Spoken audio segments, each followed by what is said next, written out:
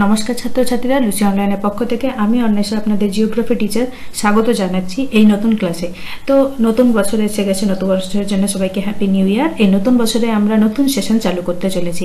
আজকে আমরা যে বিষয়ে পড়বো সেই বিষয়ে একবার দেখে নেব। আজকে আমাদের পড়ার বিষয় হচ্ছে ক্লাস 7-এর ফার্স্ট চ্যাপ্টার, সেটা হচ্ছে পৃথিবীর পরিক্রমণ। পৃথিবীর আবর্তন, পরিক্রমণ, গতি, এই সমস্ত বিষয়গুলো জানা আমাদের হচ্ছে প্রথম চ্যাপ্টারের মধ্যে আছে। প্রথমত আমরা পৃথিবীর পরিক্রমণের মধ্যে ছোট একটা পার্ট হচ্ছে কুইক সবকিছু হচ্ছে দেখে নেব খুবই সংক্ষিপ্তভাবে, এবং পরে সেগুলো ডিটেলে একটা ক্লাসে করে আলাদা আলাদাভাবে ভাগ করে হচ্ছে সেগুলো পড়ার চেষ্টা করব। সুতরাং আজকে আমরা শুরু করতে চলেছি পৃথিবীর পরিক্রমণ। যেমন কি হচ্ছে ফার্স্ট স্লাইডেই তোমরা দেখতে পাচ্ছ পৃথিবীর পরিক্রমণ জিনিসটা কি, পৃথিবী কিভাবে সূর্যের চারিদিকে ঘোরে এবং কেন এই গতি আমাদের জীবনে এত গুরুত্বপূর্ণ সেটা জানার জন্য আমাদের পরিক্রমণ গতি জানতে হবে।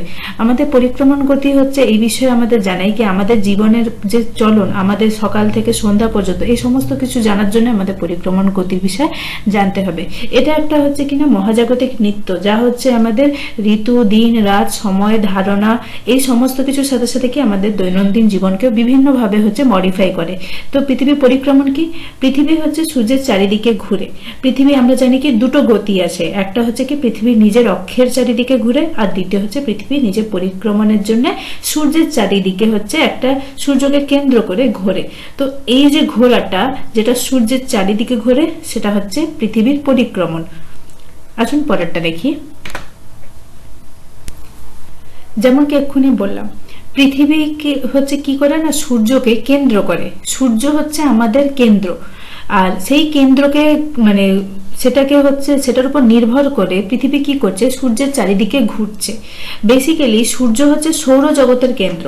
শুধুমাত্র আমাদের পৃথিবী যে হচ্ছে সূর্যকে কেন্দ্র করে চারিদিকে ঘুরছে এমন নয়, আরো হচ্ছে 8টা গ্রহ, 8টা অ্যাকচুয়ালি 9টা হওয়ার কথা, কিন্তু যেহেতু প্লুটো এতটাই ছোট কি আমরা সেটাকে হচ্ছে গ্রহের মধ্যে গণনা করি না, তাই মূলত 8টা গ্রহ পৃথিবীকে কিন্তু কেন্দ্র করে ঘুরে বেড়াচ্ছে। এই 8টা গ্রহের মধ্যে একটা গ্রহ কি না আমাদের পৃথিবী। পৃথিবীর এই সূর্যের যে চারিদিকে ঘোরা এবং এই ঘোরার যে পরিস্থিতি, যে জায়গায় হচ্ছে পৃথিবী ঘুরছে সেই জায়গার উপর নির্ভর করে আমাদের জীবন কিন্তু টিকে আছে। আসলে কিন্তু আমাদের পৃথিবী যে জায়গায় হচ্ছে সূর্যকে চারিদিক থেকে হচ্ছে সূর্য চারিদিকে ঘুরছে, সেই জায়গা থেকে যদি একটু আগে পিছিয়ে হতো তাহলে আমাদের এই পৃথিবীতে জীবনের কোনো অস্তিত্ব থাকতো না। কিন্তু এখানে জীবনের অস্তিত্ব আছে, তার পেছনেও কিন্তু একটা গুরুত্বপূর্ণ কারণ আছে, সেটা আমরা পরে আলোচনা করবো। প্রথমত আমরা হচ্ছে খুবই বেসিক কনসেপ্টটা দেখছি। বেসিক কনসেপ্ট হিসেবে সৌরজগৎ হচ্ছে কি না, সৌরজগতের কেন্দ্রবিন্দু সূর্য হচ্ছে আমাদেরও কেন্দ্রবিন্দু, এবং সেই সূর্যের যে আকর্ষণ, মাধ্যাকর্ষণ বল, সেই মাধ্যাকর্ষণ বলের জন্যই কিন্তু আমরা সূর্যের চারিদিকে ঘুরছি।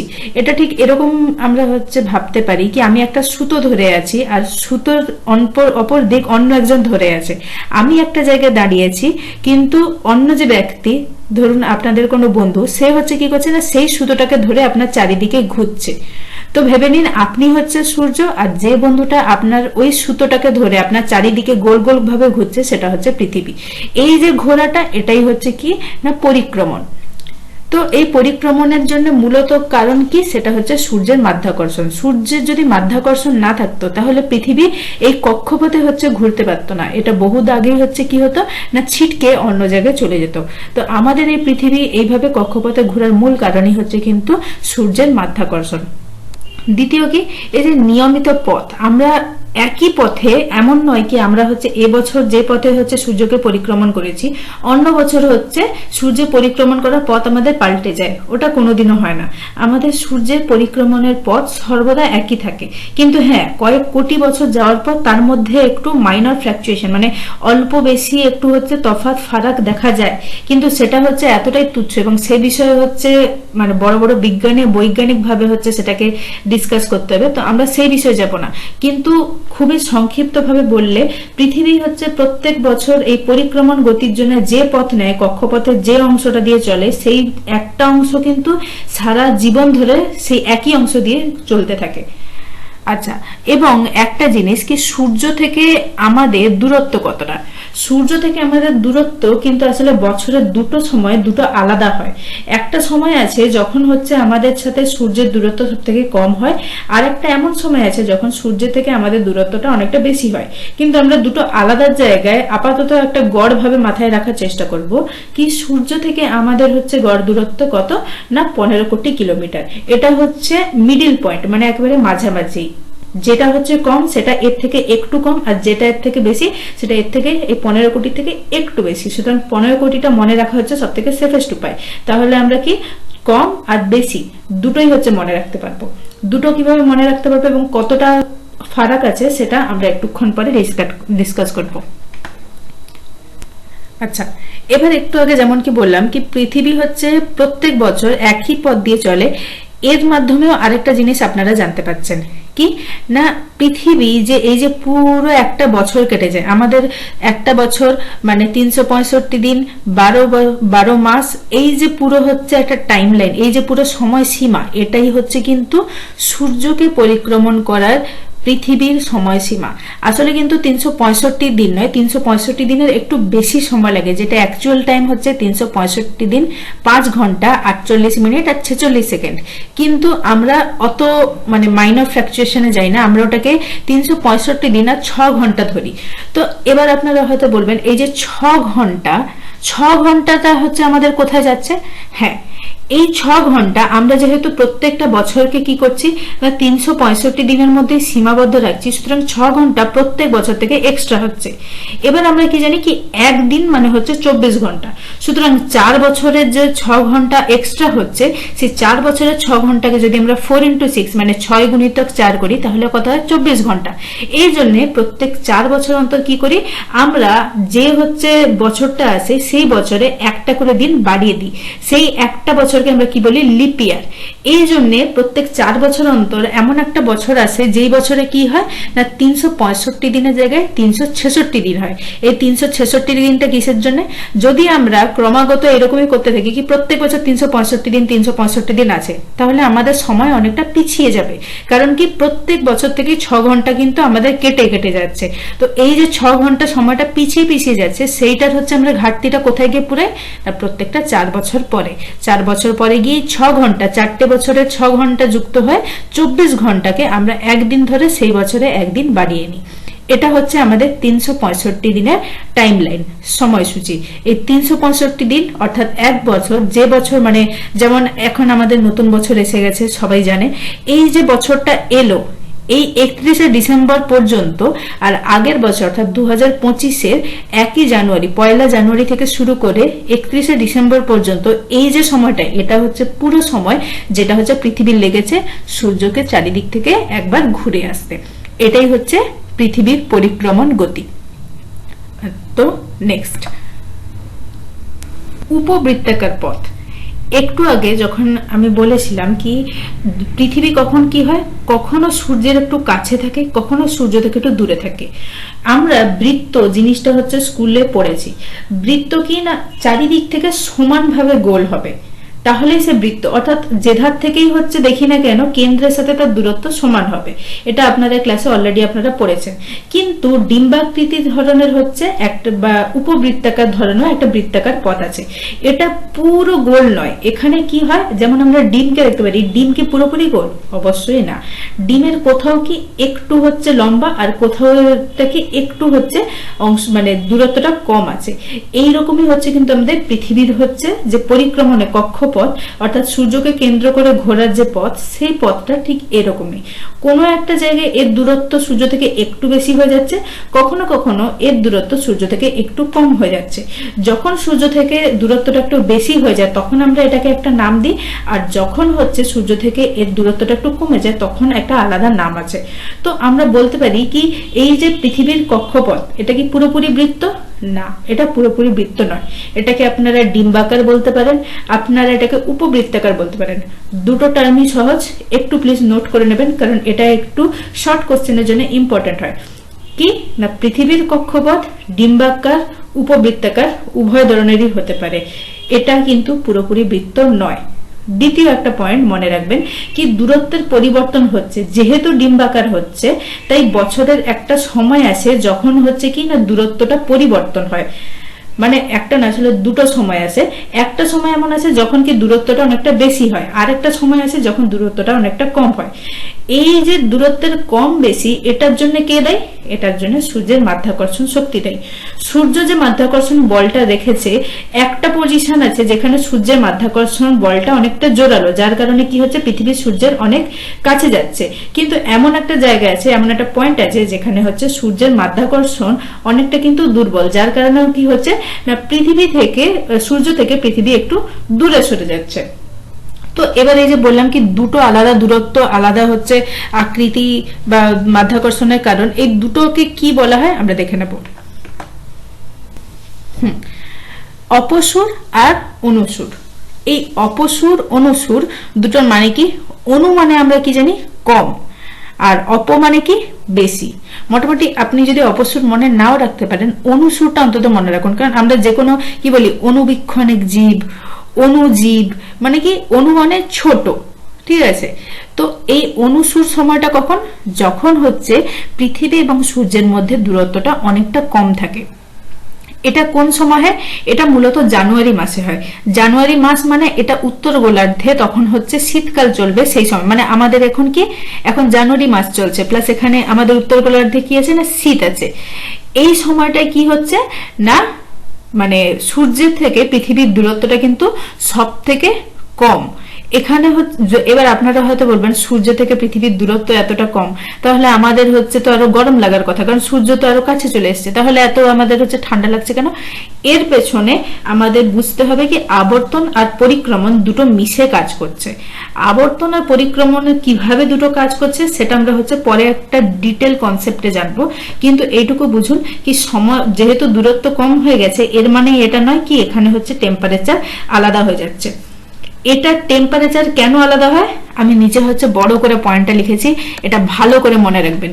ঋতু পরিবর্তন সূর্যের দূরত্বের জন্য নয়, বরং কি পৃথিবীর অক্ষের হেলানোর উপর নির্ভর করে হচ্ছে মানে এর পরিবর্তনটা হয়। অর্থাৎ সূর্যের থেকে দূরত্ব আমাদের ঋতু পরিবর্তনের কারণ নয়। আমাদের ঋতু পরিবর্তনের কারণ আমাদের হচ্ছে পৃথিবী কত ডিগ্রি অক্ষরেখায় হেলে আছে। আমরা জানি কি আমাদের পৃথিবী হচ্ছে 23.5 ডিগ্রি একটা অক্ষাংশ হচ্ছে কিনা হেলে আছে। এই অক্ষাংশে হেলে থাকাটাই কিন্তু আমাদের ঋতু পরিবর্তনের কারণ। আচ্ছা, আবার পয়েন্টে ফিরে আসি কি অনুসুর। অনুসুরে তাহলে কি হচ্ছে? অনুসুর হচ্ছে সবসময় ছোট। কত না 14,70,00,000। অর্থাৎ আমরা প্রথমে বলেছিলাম না গড় মনে রাখার জন্য 15 কোটি, 15 কোটির থেকে 30 লক্ষ কম, 14,70,00,000 এটা হচ্ছে ওই সময়ের দূরত্ব। এবার ঘুরে অন্যদিকে আসি, অপসুরে কি হচ্ছে? ঠিক যেটা অনুসুরে হচ্ছে তার উল্টো। অনুসুরে যখন অনুসুর কি হচ্ছে না জানুয়ারি মাসে হচ্ছে, ঠিক 6 মাস পরে গিয়ে এই অপসুর জায়গাটা দেখা যায়। অপসুর তাহলে কখন হচ্ছে? জুলাই মাসে, তখন উত্তর গোলার্ধে কি হচ্ছে না গ্রীষ্মকাল। আচ্ছা, এখানে আমরা হচ্ছে দক্ষিণ গোলার্ধের বিষয়ে বলতে পারি। আমরা জানি কি উত্তর গোলার্ধে যখন হচ্ছে শীতকাল থাকবে দক্ষিণ গোলার্ধে গ্রীষ্মকাল, আবার উত্তর গোলার্ধে যখন গ্রীষ্মকাল আছে তখন দক্ষিণ গোলার্ধে শীতকাল। কিন্তু আমরা ওই বিষয় নিয়ে হচ্ছে কিন্তু এখানে দক্ষিণ গোলার্ধকে নিয়ে কিন্তু এখানে হচ্ছে পয়েন্ট আউট করবো না। তার কারণ কি মূলত আমরা উত্তর গোলার্ধে আছি। যদি আমরা মানে দুটো গোলার্ধকে নিয়ে কথা বলার চেষ্টা করি তাহলে কিন্তু আপনাদের মাথাটা অনেকটা বেশি গুলিয়ে যেতে পারে। তাই আমরা শুধুমাত্র যে গোলার্ধে আমরা আছি অর্থাৎ শুধু উত্তর গোলার্ধে, সেই উত্তর গোলার্ধের বিষয়ে জানবো। কিন্তু যখন আপনারা নিজেদের গোলার্ধ অর্থাৎ উত্তর গোলার্ধের বিষয়ে জানবেন তখন কিন্তু অটোমেটিক্যালি আপনারা হচ্ছে কি দক্ষিণ গোলার্ধের বিষয়ে জানবেন। তার কারণ কি আপনারা জানেন কি যেই মুহূর্তে আপনাদের এখানে যে পরিস্থিতিটা আপনারা দেখতে পাচ্ছেন দক্ষিণ গোলার্ধের ঠিক উল্টো হবে। তাই এটা সহজ হবে। যেমন কি আপনারা এখন জানেন কি এখানে ঠান্ডা পড়েছে, এর মানে দক্ষিণ গোলার্ধে কি হবে না গরম পড়বে। যখন আপনারা দেখবেন কি এখানে গরম পড়ছে তখন যদি আপনাদের জিজ্ঞেস করে দক্ষিণ গোলার্ধে কি হচ্ছে না ঠান্ডা পড়ছে। এর মানে আপনারা যদি উত্তর গোলার্ধের বিষয়ে জানেন আপনারা অটোমেটিক্যালি দক্ষিণ গোলার্ধের বিষয়ে জেনে যাবেন। তো আবার পয়েন্টে আসি, অপসুর। অপসুর কখন থেকে হচ্ছে না জুলাই মাস থেকে। এই সময় দূরত্ব কিন্তু সব থেকে বেশি হয়। এই দূরত্বটা কত? 15,20 কিলোমিটার, 20 লক্ষ কিলোমিটার। সেম 15 কোটির থেকে 20 লক্ষ বেশি। সেধারে কি ছিল 15 কোটির থেকে 30 লক্ষ কম, আর এখানে 15 কোটি থেকে 20 লক্ষ বেশি। পয়েন্ট এই জন্য এটাকে হচ্ছে পয়েন্ট আকারে দিয়েছি, কারণ 14.7 আর 15.2 মানে 14.7 আর 15.2 এই সংখ্যাগুলো ছোট সংখ্যা, এই জন্য আপনাদের মনে রাখতে হচ্ছে সুবিধা হবে। কিন্তু এটাকে যদি আমি হচ্ছে বড় করে সর্বদা মনে রাখার চেষ্টা করি 14 কোটি 70 লক্ষ 15 কোটি 20 লক্ষ, তো একটু মনে রাখতে কষ্ট হবে। তাই আপনারা এটাকে পয়েন্টে লিখে নিতে পারেন দশমিক দিয়ে, এবং এটাকে মনে রাখার জন্য সুবিধায় নিজেদের মতো করে মানে মেজার করে নিতে পারেন, যেভাবে আপনারা চান সেভাবে করে নিজেদের ব্যাখ্যা লিখতে পারেন, কোনো সমস্যা হবে না। নেক্সট, এবার আসি ঋতু পরিবর্তনের বিষয়ে। যেমন বললাম সেখানে কি ঋতু পরিবর্তনের জন্য আমাদের সূর্য থেকে কতটা দূরত্ব হচ্ছে সেটা যায় আসছে না। ঋতু পরিবর্তনের জন্য যেটা মূলত দায়ী সেটা হচ্ছে কি না আমাদের অক্ষাংশ, অর্থাৎ আমাদের যে অক্ষে পৃথিবী হেলে আছে সেই হেলানোটা। আমাদের অক্ষ কক্ষপথের সাথে মানে কক্ষপথকে যদি আমরা সমান একটা সরল রেখা ধরি, তার তুলনায় আমাদের পৃথিবী কতটা হেলে আছে। আচ্ছা, হেলে থাকা জিনিসটা একটু বুঝে নিন। সাপোজ আপনি মাটির সাথে সমানভাবে দাঁড়িয়ে আছেন, ঠিক আছে, কিন্তু যদি আপনি এরকম সোজা না দাঁড়িয়ে একটু 23 ডিগ্রি হেলে চলতেন, শুনে মনে হবে হয়তো আমি ঘোড়ার মতো চলার কথা বলছি, কিন্তু না, যদি আপনি একটু হেলে চলেন সেটা কি হবে, সেটাই হচ্ছে পৃথিবীর পরিস্থিতি। কক্ষপথ হচ্ছে কি না তার চলার পথ, সেই চলার পথে সে কিন্তু সোজা দাঁড়িয়ে নেই, সে কি করছে পৃথিবী না 23.5 ডিগ্রি কোণে হেলে গেছে। আর এই হেলানোর কারণেই হচ্ছে কি মানে কি ঘটছে ঋতু পরিবর্তন। এই ঋতু পরিবর্তন মূলত কোন কোন সময় কোন কোন ভাবে হচ্ছে সেটা আমি এখানে লিখে দিয়েছি।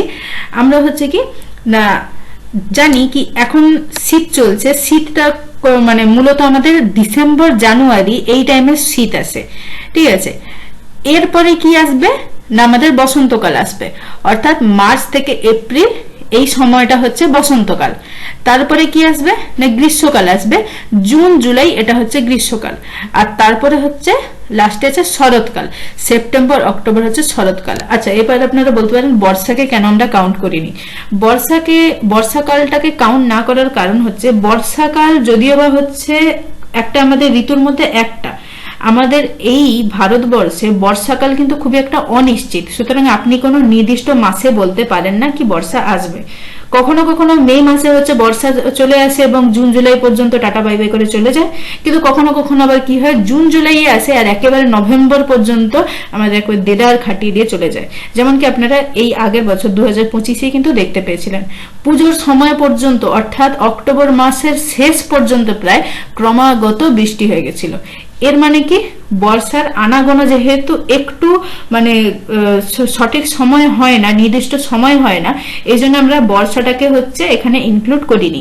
কিন্তু বাকি যে 4টে ঋতু, এই ঋতুগুলো কিন্তু নিজের সময় সময় মানে একেবারে এই অনুসারে একেবারে টাইম লাইন ধরেই হচ্ছে প্রায় চলে। আচ্ছা, এবার আপনারা যদি দেখেন কি প্রত্যেক দুটো ঋতুর মাঝে একটা করে মাস কিন্তু ফাঁক আছে। যেমন আপনারা বলতে পারেন শীত ডিসেম্বর জানুয়ারি লিখলাম, ফেব্রুয়ারি নেই, তারপর মার্চ এপ্রিলে কি করে বসন্ত এলো।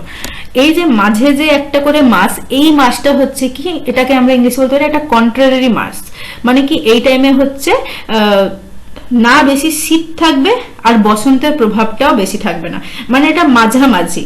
এখানে হচ্ছে কন্ট্রাস্ট দেখা যাবে, কারণ এখানে শীতটাও খুব হালকা থাকবে, বসন্তটাও আস্তে আস্তে করবে, সুতরাং এই মাসগুলো হচ্ছে চেঞ্জের মাস। তেমনি বসন্তর পর এপ্রিলে বসন্ত শেষ হচ্ছে আর জুনে গিয়ে হচ্ছে গ্রীষ্ম শুরু হচ্ছে, এরকম লেখা আছে। মাঝে মে মাস ফাঁক।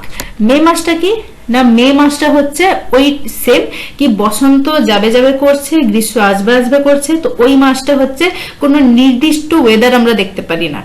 কিন্তু হ্যাঁ, এখন আমাদের বর্তমান পৃথিবীর পরিস্থিতি অনুসারে আবহাওয়া যেভাবে পরিবর্তন হচ্ছে সেই সমস্ত অনুসারে আমাদের কি না একটু ঋতুর মধ্যে সমস্যা আছে। আমরা ঋতু হচ্ছে যেভাবে পড়ে এসেছি ছোটবেলা থেকে কি যে টাইমে যে ঋতু আসার কথা সেই ঋতু আসছে না, কিন্তু আমরা ওটাকে ওইভাবে কাউন্ট করব না। আমরা যেহেতু টেক্সট বইয়ে এটা আছে এবং সেই অনুসারে এটাকে পড়ার চেষ্টা করব, ঠিক আছে। তো ঋতু পরিবর্তনের রহস্য ছিল এটাই কি পৃথিবী এই যে কক্ষের সাথে হেলে আছে এটা। আর হ্যাঁ, কোন সময় থেকে কোন সময়ের মধ্যে কোন ঋতুটা আসছে একটু লিখে নেওয়ার চেষ্টা করবেন। আর হ্যাঁ, আমি অবশ্য খেয়াল করিনি কি আপনাদের বইয়ে হচ্ছে ঠিক এক্স্যাক্ট কোন টাইমিংটা লেখা আছে, আমারই ভুল ছিল, আমার একটু খেয়াল করা উচিত ছিল।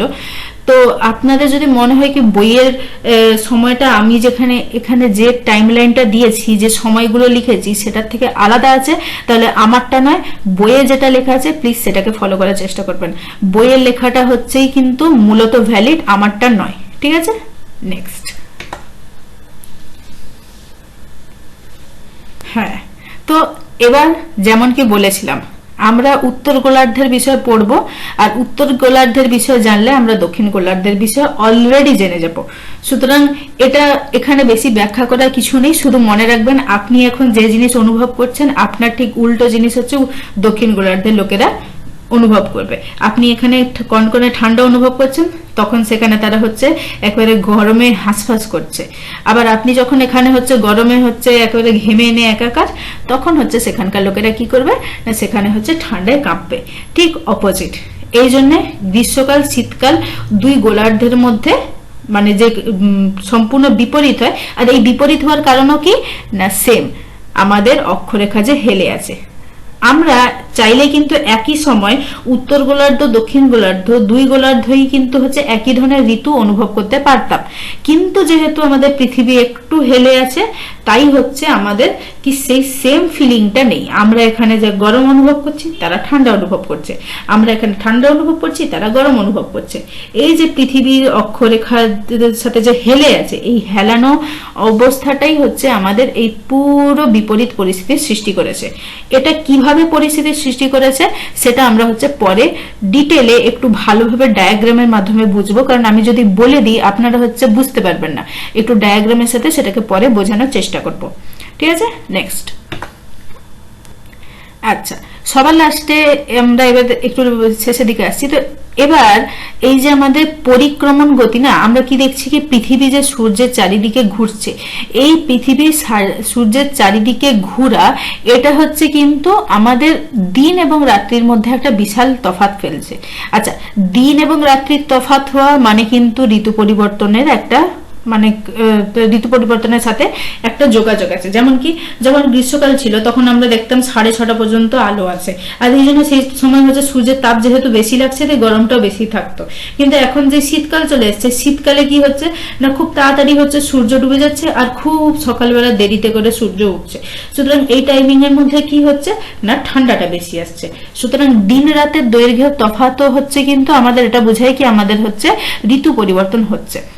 মূলত মার্চ মাসে কি হচ্ছে না বিষুব বলতে আমাদের যে হচ্ছে মানে বিষুব বলতে আমাদের মিডিল আমাদের কি ছিল নিরক্ষরেখা। মার্চ মাসে আমাদের নিরক্ষরেখার উপর মূলত ডাইরেক্ট এই যে লাইটটা যে সূর্যের আলোটা সেই টাইমে হচ্ছে পড়ে। এই জন্য কি উত্তর গোলার্ধে আমাদের 50-50 টাইমিং এ থাকে, অর্থাৎ দিনও 12 ঘন্টার হয় রাতও 12 ঘন্টার হয়।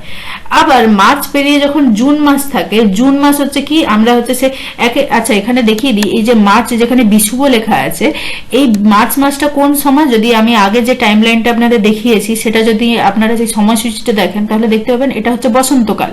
তো এই বসন্তকালে এই সময় কি হচ্ছে না 12 ঘন্টা দিন 12 ঘন্টা রাত্রি। যেহেতু দিন এবং রাত্রি দুটোই হাফ হাফ থাকছে তাই নাই বেশি গরম নাই বেশি ঠান্ডা, এরকম পরিস্থিতির মধ্যে আমরা আছি। তারপরে কি হচ্ছে যখন জুন মাস আসছে, জুন মাসে কি হচ্ছে সূর্যের দিকে আমাদের উত্তর গোলার্ধ একটু বেশি হেলে যাচ্ছে, মানে আমাদের আমরা হচ্ছে সূর্যের একটু বেশি কাছে চলে যাচ্ছি। তো ওই সময় কি হচ্ছে, ওই সময় হচ্ছে 14 ঘন্টা দিন আর মাত্র হচ্ছে 10 ঘন্টা রাত্রি হচ্ছে। যেহেতু দিনের পরিমাণ একটু বেশি হচ্ছে তাই কি না আমাদের উত্তাপ এখানে একটু বেশি থাকে, এই জন্য ওই সময়টা কি চলে না গ্রীষ্মকাল। এবার আবার ঘুরে আসি সেপ্টেম্বর মাস। সেপ্টেম্বর মাস মানে সেখানে যদি হচ্ছে আপনারা মনে করেন তাহলে এটা হচ্ছে শরৎকাল, অটম। তো এই শরৎকালে আবার কি হচ্ছে, আবার পুনরায় নিরক্ষরেখার কাছে হচ্ছে চলে যাচ্ছে, নিরক্ষরেখার কাছে সূর্য চলে যাচ্ছে। তো যখন নিরক্ষরেখার কাছে সূর্য চলে যাচ্ছে তখন আবার কি হচ্ছে না বেশি গরম না বেশি ঠান্ডা। আর তারপর কি হচ্ছে সূর্য দক্ষিণ দিকে চলে যাচ্ছে। যখন দক্ষিণ দিক হচ্ছে সূর্যের বেশি কাছে চলে যাচ্ছে তখন কি হবে না এখানে শীতকাল, অর্থাৎ 14 ঘন্টার বেশি রাত্রি, রাত্রির সময় বেশি তাই আমাদের এখানে ঠান্ডা বেশি।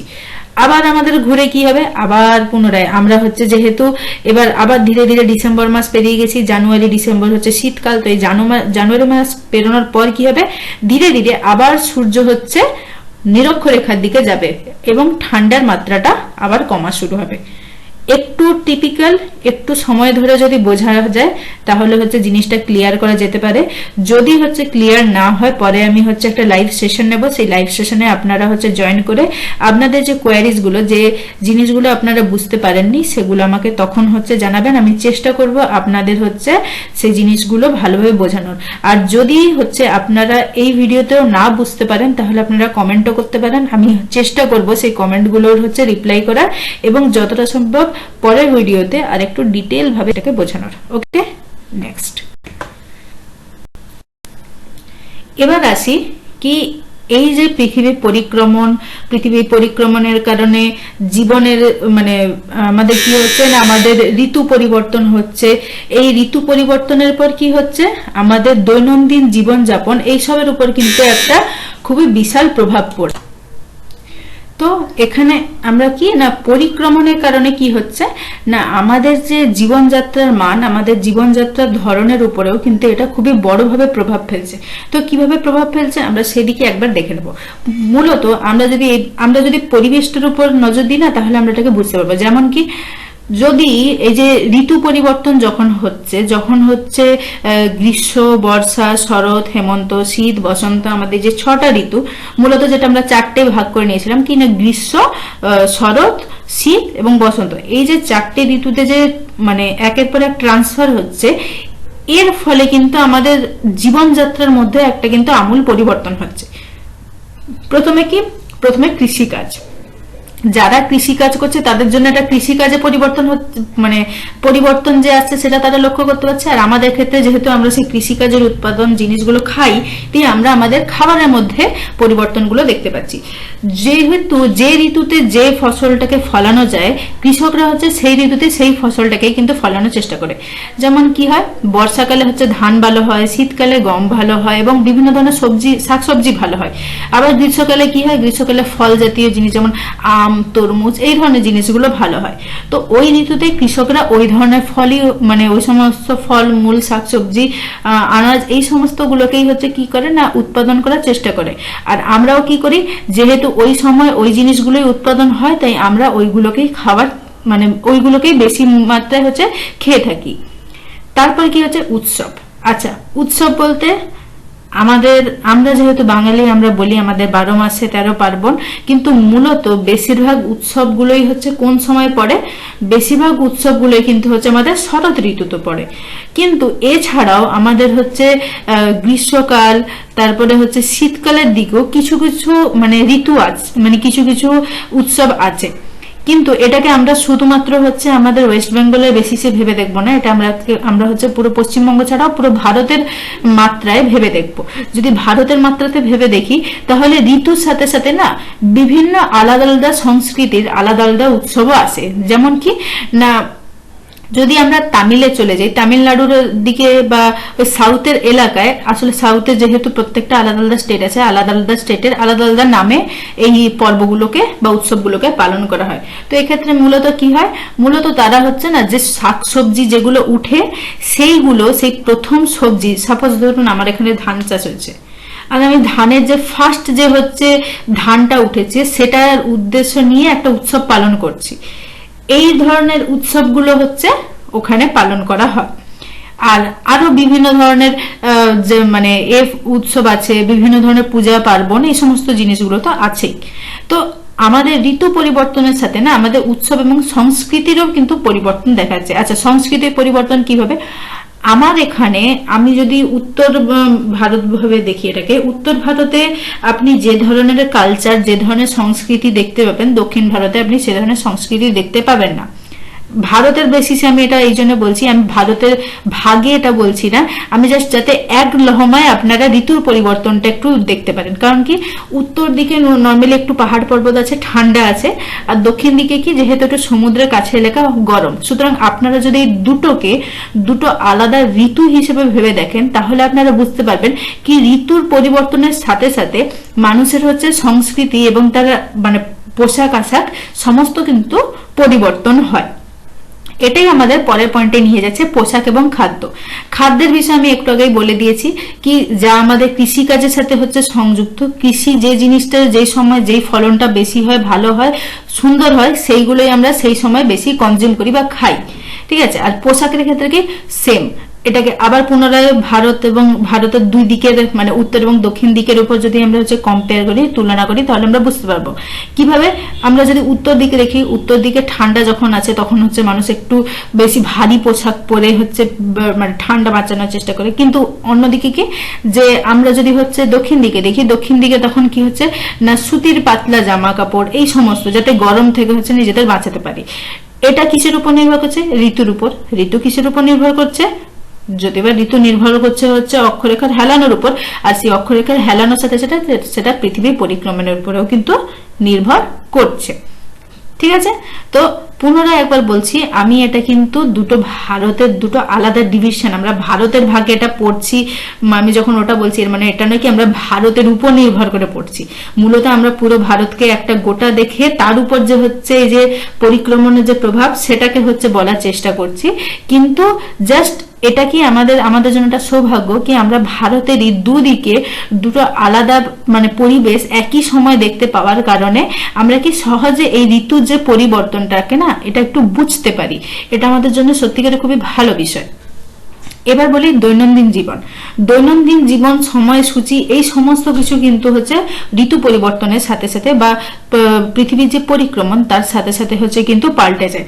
যেমন কি আপনারা গ্রীষ্মকালে যে ধরনের জীবনধারা হচ্ছে মানে জীবনধারার মধ্যে দিয়ে চলতেন, সেই ধরনের জীবনধারা কিন্তু আপনাদের শীতকালে চলবে না। যেমন কি গ্রীষ্মকাল অনেক দের পর্যন্ত আলো আছে, অনেক লোক রাত পর্যন্ত হচ্ছে রাস্তায় আছে, আপনারা হচ্ছে রাত পর্যন্ত লোকেদের এদার থেকে ওদের ঘুরে বেড়াতে দেখছেন, ঘরে এয়ার কন্ডিশনার, ফ্যান সমস্ত কিছু চলছে, তার সাথেও ঘেমে যাচ্ছেন। ঠিক উল্টো দিকে শীতকাল যখন এসছে তখন কি বাইরে ঠান্ডা, লোকে বাইরে বেরোতে চাইছে না, খুব তাড়াতাড়ি আলো হচ্ছে মানে সূর্য অস্ত যাচ্ছে, অর্থাৎ খুব তাড়াতাড়ি আলো শেষ হয়ে যাচ্ছে। ঘরের মধ্যে ফ্যান পাখা চালানো তো অনেক দূরের বিষয়, আমাদের পোশাক যেমন কি আগেরটা বললাম কি আমরা হচ্ছে শীতকালে একটু উলের গরম জামা একটু ভারী পোশাক পরি, সেরকম পোশাক পরে আমরা হচ্ছে জীবন কাটাচ্ছি। সুতরাং পৃথিবীর পরিক্রমণ যে যে ঋতুকে হচ্ছে যে নিয়ন্ত্রণ করছে না, এই ঋতু নিয়ন্ত্রণের সাথে সাথে আমাদের কিন্তু পুরো জীবনটা এই ঋতুর মানে আন্ডারে চলে আসছে, আমাদের এর অধীনে আমাদের জীবনের উপর প্রভাব এটা ফেলেছে।